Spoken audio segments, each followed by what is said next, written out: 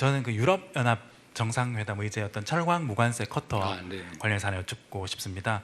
이 순방 떠나시기 전에 그 회담 조율 과정부터 우리 정부가 이 한국 기업들의 피해가 최소화되도록 이 얻어낼 부분을 확실하게 얻어내야 한다는 그 강력한 의지가 있으셨던 걸로 알고 있습니다. 우리 그 정책실장께서도 이제 경쟁국 대비 좋은 결과를 기대한다 이런 말씀하셨었는데 좀 회담 과정이나 이 회담에서 잠정적으로 합의하신 내용 관련해서 좀 소개해 줄 수 있는 범위 내에서 말씀해 주시면 감사하겠습니다. 뭐 정책실장께서 말씀하신 게 결론적으로는 다 맞는 말씀이십니다. 하여튼 제가 EU 측에 제기했던 핵심적인 논거는 이겁니다. 우리는 원래 FTA 체결 국가이다. 그러니까 원래 관세가 없는 나라다. 그런데 EU가 예를 들면 덤핑이라든지 또는 과잉 생산이라든지 미국의 뭐 수입 규제라든지 이런 걸로 인한 국내 산업 보호를 위해서 일정한 조치를 해야 된다는 점 인정한다. 이해한다. 그러나 그게 새로운 보호무역주의로 기결되거나 아니면 무역 장벽으로 작동하면 안 된다.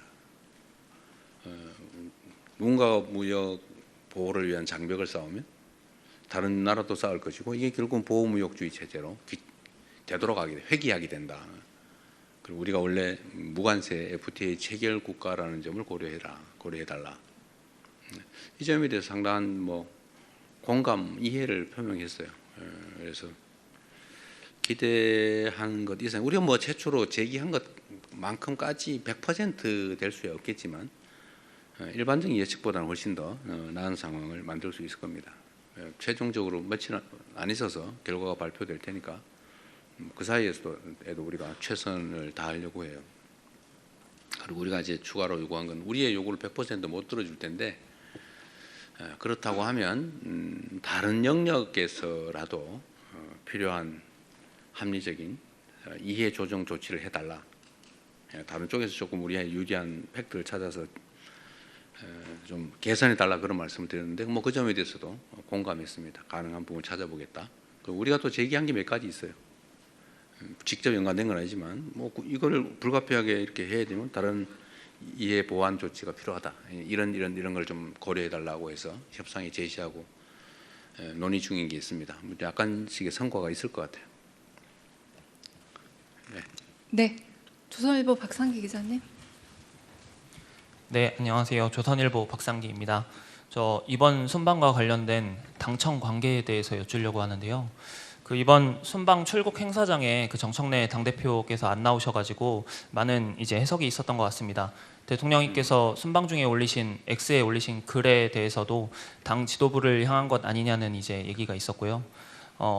앞으로 있을 그 당 전당대회 관련해서 당청 갈등 내지는 명청 갈등 얘기가 나오는데 이에 대한 대통령님 말씀 여쭙니다. 이거 다음 주제로 원래 하기로 했던 거죠? 안 나갈까요? 사실 저는 제가 해외 출국하거나 귀국할 때 막 많은 사람들이 줄 서서 하는 게 그렇게 뭐 흔쾌히 막 기분 좋은 일은 아니에요. 그냥 통상적인 업무 중에 일부인데 그렇게 좀 할 필요가 있나 이런 생각을 했던 거고 이번에 나갈 때는 뭐 그렇게 꼭 해야 되나 뭐 그런 생각이 있었는데 하여튼 일부가 참석을 못하는 또는 안 하는 그런 상황이 생겼던 것 같습니다. 저는 당청 관계에 대해서 뭐 당도 정부에 대해서 필요한 쓴소리 할 수 있죠. 저는 좋은 소리만 해야 된다고 생각하지는 않아요. 그러나 정부는 당이 만든 것이죠. 그리고 정당의 본래 목적, 존재 목적은 헌법에도 써져 있지만 권력 쟁취죠. 선거를 통한 국민들의 선택을 받는 거예요. 그건 당연히 경쟁을 해야 되고 경쟁의 핵심은 국민의 지지죠. 지지가 많은 쪽이 권력을 위임받는 거죠. 정당의 본래 목적인 권력을 쟁취하는 겁니다. 이게 한 번에 끝나지는 않죠. 우리 민주사회에서는 일정한 기간을 두고 주기적으로 그런 선택을 국민들이 하게 됩니다. 끊임없이 국민의 선택을 받기 위해 노력해야죠. 국민들 사이에는 의견이 당연히 갈리죠. 또 생각도 다르죠. 이해관계도 다르죠. 생긴 것도 또 다를 수 있어요. 뭐 다르죠. 다. 온갖 다름이 있습니다. 아마 무지개보다 더 많이 다르겠죠. 그런데 정치는 자신들의 본질적 지향이라고 하는 게 있죠. 그러나 그 본질적 지향에 적극적으로 동의하고 공감하는 사람만 모아서는 전체를 대표하기 어렵습니다. 제가 그런 얘기를 자주 드리는데 이론가, 운동가와 실천가, 정치인은 다르다. 정치는 현실이죠. 그리고 실천이 중요해요. 이론가, 이상가, 사상가, 운동가는 주장만 잘하면 돼요.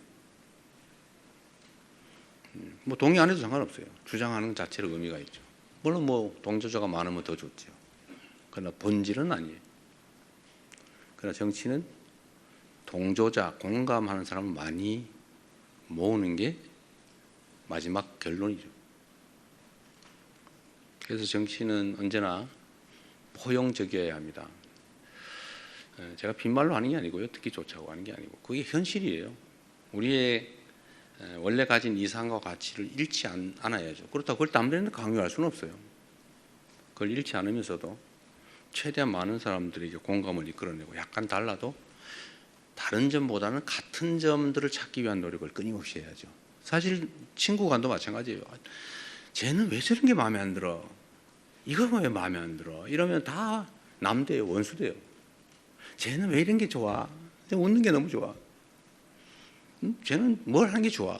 쟤는 이렇게 배려해 주는 게 좋아. 이 좋은 점들을 찾으면 친구가 많아지죠. 정치도 마찬가지 아닌가요? 그런 생각이 듭니다. 당청 관계는 그래서 사실은 동일체이기도 하고 다른 존재이기도 하죠. 정부는 당이 만든 거잖아요. 정당 국가에서. 당연히 서로 협조하고 또 정부는 정당이 지원 지지하기를 기대하죠. 정부의 국정 성과는 결국 당에 귀속되죠. 그걸 통해서 결국은 또 국민들의 평가를 받지 않습니까? 당청 관계는 하나이면서도 또 남이기도 하고 남이면서 또 하나이기도 하고 그런 관계라고 생각됩니다. 그래서 당연히 서로에게 잘 되자고 격려할 수도 있고 잘못된 게 있으면 지적할 수도 있는 거죠. 민주당과 지금 현재 정부는 저는 뭐 여러분들이 보시기에는 엄청난 갈등이 있는 것처럼 보이지만 저는 더 잘 되기 위한 과정이라고 생각해요. 잘 돼야 되겠죠. 저는 그런 측면에서는 일종의 사명감을 가지고 있습니다. 국민으로부터 좋은 평가를 받기 위해서는 실적을 내야 되겠죠. 실천과 행동을 통해서 결과를 만들어내고 그 결과가 국민들에게 유용해야 되겠죠. 그래서 가장 실용적이어야 합니다. 그리고 더 많은 사람들의 공감을 이뤄내야 되겠죠. 그래서 가능한 범위에서도 양보도 하고 일부에서는 뭐 왜 우리 편 안 쓰고 왜 자꾸 남의 편 쓰냐 뭐 같이 싸워온 우리 편은 너무 섭섭하다 뭐 그런 얘기도 있다고 해요. 그렇다고 뭐 저는 객관적으로 봤을 때 우리 편 안 쓴 거 아닙니다. 그러나 또 다른 쪽도 써야죠. 또 잘하고 있잖아요. 사람을 쓰는 데서는 이것도 국민들이 다 지켜보는 거죠. 심판을 하고 있잖아요. 다 쳐다보고 결과를 얼마나 잘 만들까? 결과를 만드는 것은 결국 사람인데 유능한 인재를 쓰나 지편 챙기나 이거 보고 있겠죠. 별로 하는 일 없이 뭐 그냥 직함만 있는 거다. 그러면 뭐 가까운 사람 능력 관계없이 써도 되겠죠. 그러나 일을 해야 되는 자리면 가깝다고 쓰는 게 아니라 능력 있는 사람을 써야 될 겁니다. 결과를 만들어내는 게 사람이고 그 일을 해야 되니까 저는 당연히 그래야 된다고 생각해요. 나름은 그렇게 다 맞추고 있는데 사람들의 판단은 또 다 다를 수 있죠. 저의 판단이 100% 옳다고 생각하지 않아요. 다른 사람의 의견이 그렇다고 100% 옳다고 생각하지도 않아요. 다 옳을 수도 있고 다 틀릴 수도 있죠. 뭐 다른 거죠, 그냥. 그 의견도 많이 들어보려고 합니다. 어쨌든 뭐 매우 복잡한 얘기를 한꺼번에 여러 가지를 물어봐가지고 말하기가 좀 어렵긴 한데, 어쨌든 저는 정당이란 좀 더 포용적이고 개방적이어야 된다고 생각합니다. 그럴 수 있는 상황이 있고 그럴 수 없는 상황이 있어요. 예를 들면 소수 야당이다. 뭐 포용 뭐 그거 할 힘이 어디 있어요. 소수 야당일 때는 자기 주장 최대한 세게 하고 자기 지지자 최대한 결집해야죠. 그래야 살아남죠. 그래야 확산을 하기 위한 힘이 생기죠. 그러나 최다수 집권 여당이 되었다. 입장이 다르잖아요. 기초적인 힘은 가지고 있죠, 이미. 그럼 최대한 포용하고 개방적일 필요가 있겠다. 그렇다고 우리의 기본적인 가치를 버리자는 건 아니에요. 그게 진짜 실력 아닐까요? 양자택일밖에 없다고 생각한다. 또는 양자택일밖에 할 수 없는 상황이 슬픈 거죠. 둘 다 선택할 수 있도록 힘을 길러야죠. 힘이 강하면 둘 다 선택할 여지가 점점 더 생겨요. 그럴수록 용인하고 개방적으로 더 많은 사람들과 함께하기 위해서 노력해야 된다. 정부의 역할은 그런 겁니다. 정부는 이 국가 권력, 나라의 운명과 국민의 삶을 통째로 다 책임을 맡았지 않습니까? 그리고 그를 위한 국가의 모든 대부분의 권력을 위임받았어요. 힘이 있죠. 이럴 때는 주장이 아니라 행동과 실천으로, 결과로 책임져야 되는 거예요. 그 책임이 더 크죠. 주장하기보다는. 그래서 우리는 국민들의 더 나은 삶, 국가의 더 나은 미래라고 하는 소위 지금은 그 중에서 가장 중요한 민생과 경제에 집중해야 됩니다. 물론 뭐 안보, 질서 이런 건 기본이죠. 국가의 기본적 질서를 유지하지 못한다. 예를 들어 범죄가 막 횡행하게 한다든지, 뭐 어디서 외국에서 걸려온 전화에 막 돈 뺏기고 이런 데도 뭐 가만 놔둔다든지, 뭐 이러면 안 되죠. 범죄로부터 재난으로부터 국민들의 생명과 안전을 지키는 뭐 질서에 관한 책임 당연히 져야죠. 기본이니까. 국가의 안보를 지키는 거. 그건 너무 당연하니까 열심히 최선을 다해서 해야죠. 그걸 못하면 부적격이죠. 그런 건 능력이라고 하지 않습니다. 그건 기본이죠. 그러나 진짜 능력이 발휘되는 영역은 민생과 경제라고 생각됩니다. 민생과 경제에서 성과를 내고 국민들이 전보다 살기가 낫네, 앞으로는 더 살기가 나아지겠네라고 하는 기대가 가능한 희망 있는 사회를 만드는 것, 그게 성과겠죠. 그래서 민생과 경제를 챙기고 개선하는 데 집중할 수 있으면 좋겠다.